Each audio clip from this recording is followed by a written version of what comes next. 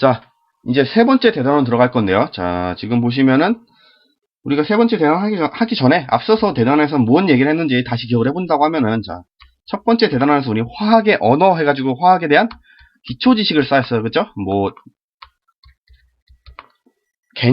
기본적인 개념이라든지 용어에 대한 정의라든지 이런 녀석을 쌓았고요. 두 번째에서는, 자, 우리 원소에 대한 개념을 이제 지식을 쌓았죠. 그래서 뭐, 원소는 어떤 녀석들이 있고, 얘네들이 어떤 화학적 성질이나 물리적 성질을 가지고, 얘네들이 어떤 결합을 할 수 있고, 어떤 주기율을 가지고 있고, 이런 얘기를 했었어요, 전반적으로.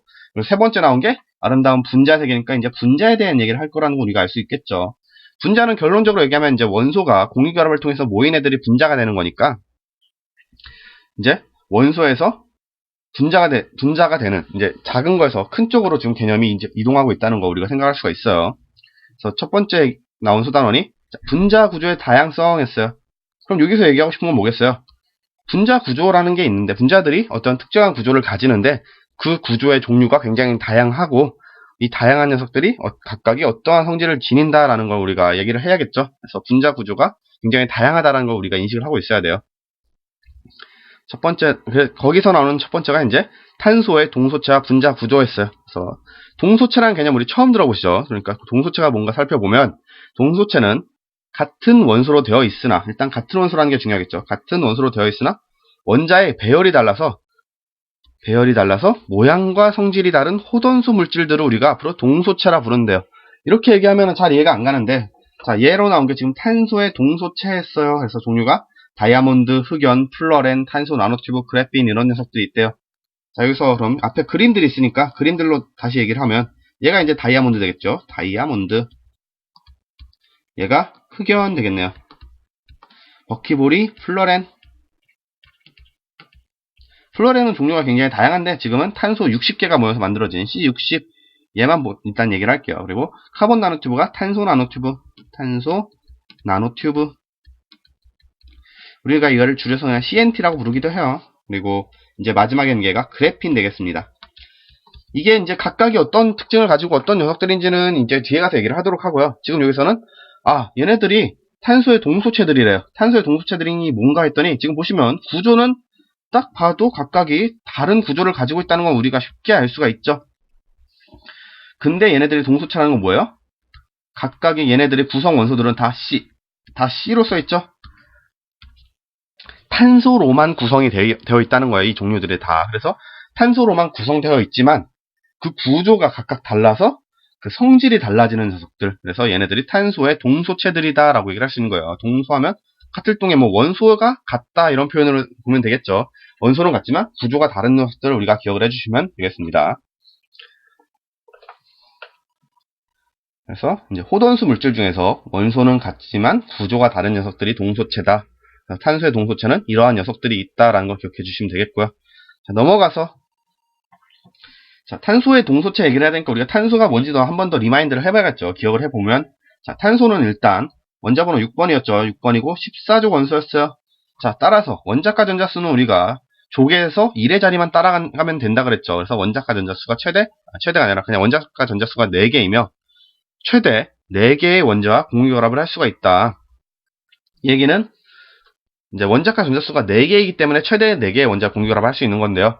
이때는 그냥 손이 4개다라고 생각을 하셔도 뭐 무방합니다. 그래서 손이 4개니까 한 번에 4개를 잡을 수 있다는 거죠. 그래서 4개의 원자 공유결합을 할 수가 있는 거고.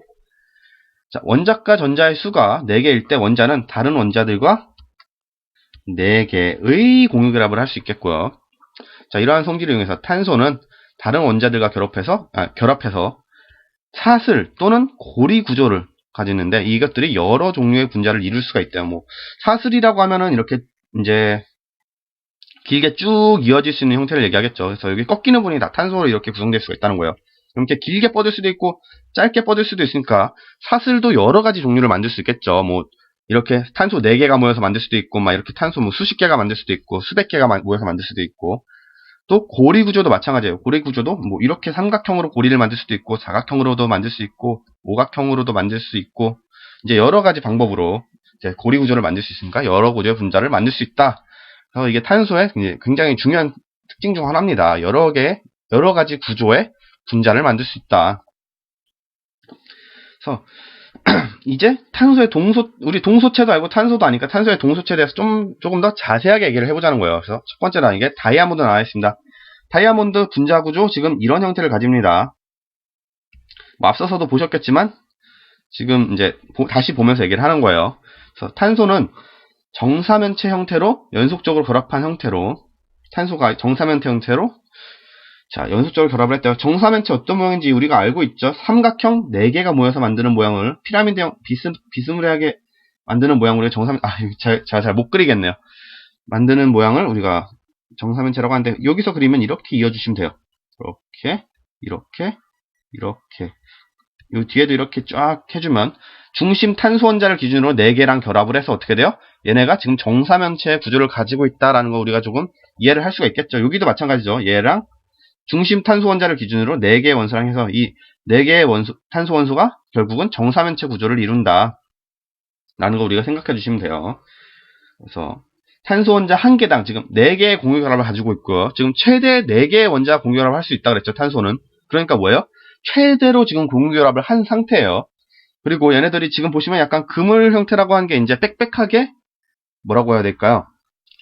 구조 자체가 좀 단단한 형태를 가지고 있는 거죠. 그래서 빽빽하게 탄소 원자들이 들어차 있어서 단단한 구조를 가지고 우리 다이아몬드 단단한 건 다들 아시니까 그리고 모든 원자과 전자가 결합에 참여하기 때문에 지금 원자과 전자가 남는 게 없겠죠. 왜?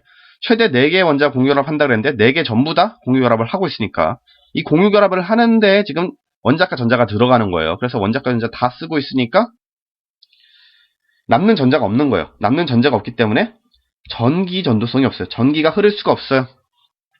우리가 전기라고 하면 정말 쉽게 얘기하면 전자의 흐름이라고도 얘기할 수 있거든요. 전자의 흐름. 조금 다르긴 하다만 우리가 쉽게 얘기하면 전기는 전자의 흐름이다 얘기를 할 수 있는데 여기서 지금 남는 전자가 없으니까 그 흐름을 만들어줄 전자가 없는 거죠. 왜냐하면 놀고 있는 전자가 있어야 걔네가 흐름을 만들어줄 텐데 흐름을 만들어줄 전자가 없으니까 전기가 전달될 수가 없는 거예요. 전기가 흐를 수가 없는 거죠. 따라서 전기 전도성이 없다고 생각하시면 됩니다. 다이아몬드는.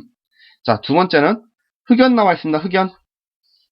흑연은 아래와 같은 구조를 가지고 있고요. 자, 정육각형, 그죠?